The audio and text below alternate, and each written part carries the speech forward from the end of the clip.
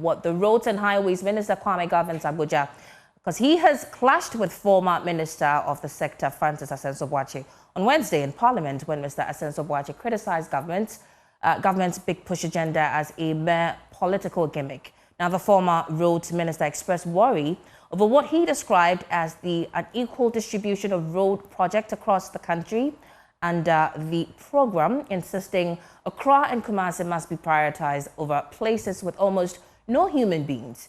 Kwame governs Abuja rebutted these claims, leading to heated exchanges between the two on the floor.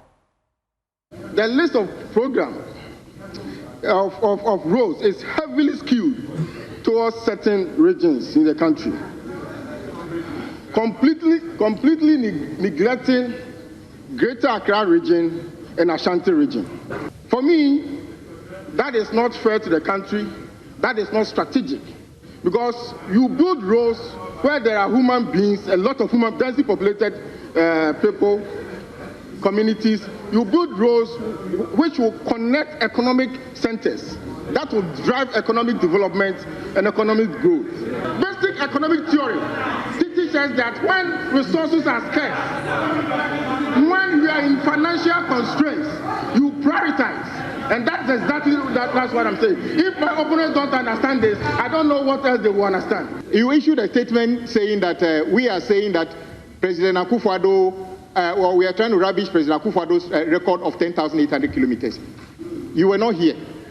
He was standing here and said, we have built 10,800 kilometers of new roads, and he was doing us like that. Remind him. And I fact-checked him. What the president said here was untrue. Yes. He never built 10,800 kilometers of new roads. My brother, you see, you have been a road minister for the Republic of Ghana. Is it just a small advice?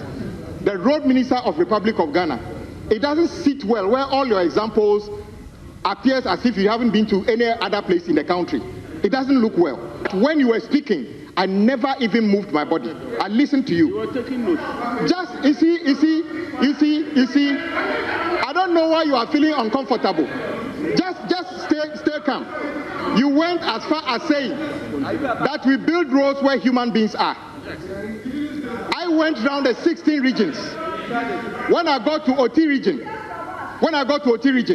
there was no active road project going on in the OT region. Is that fair? Is that fair? Guess what? Reset means that we are taking road infrastructure to every part of the country. And if you don't like it, you can do whatever you like. When you come back, you can decide not to do road there. We shall take road everywhere we like. Every single region in our country is touched by the proposed Big Push projects. Yeah. Let me repeat once again. Big Push is not a constituency specific or a political gimmick.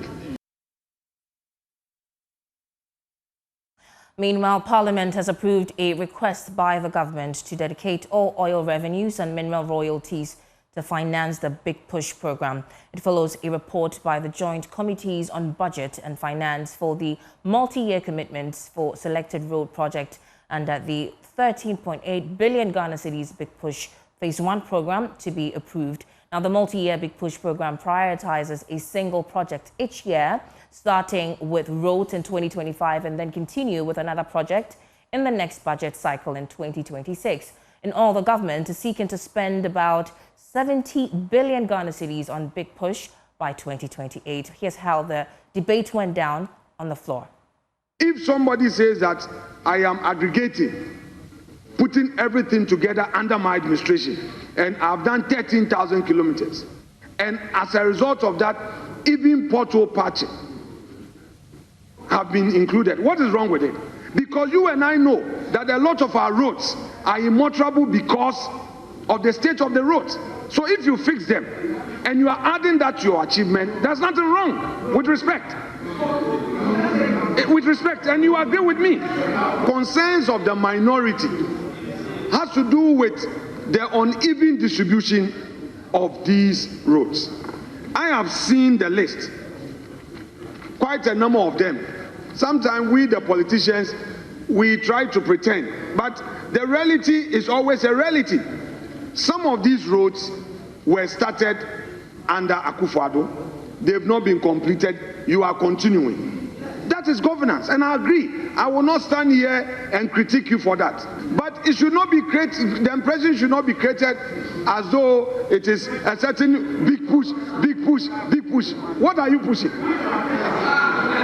I believe that this big push project is not the first time we're doing roads, but it's an expression of the commitment of this government to make a major dent in the road infrastructure deficit of this country. We plan to do more. He was asking where we're pushing. We're pushing on all the roads of this country. That's where we're going to push. When we finally finish fixing the financial mess that we have inherited, and we sort out the debts that we have inherited, and we begin to make significant savings, I can assure you that your complaint about discrimination will be addressed. The report has received a bipartisan support, and I want to thank colleagues for this. I agree that the finance minister must adhere to what we are approving. But the 13 billion is the allocation for big push this year. That is why it's a multi-year commitment. No one is saying that all these projects will cost 13 billion. Mr. Speaker, they are in excess of 70 billion. So the 13 billion is not the cost of the big push project phase 1. Honourable members, obviously the ayes have it. The motion and the report of the committee are accordingly adopted.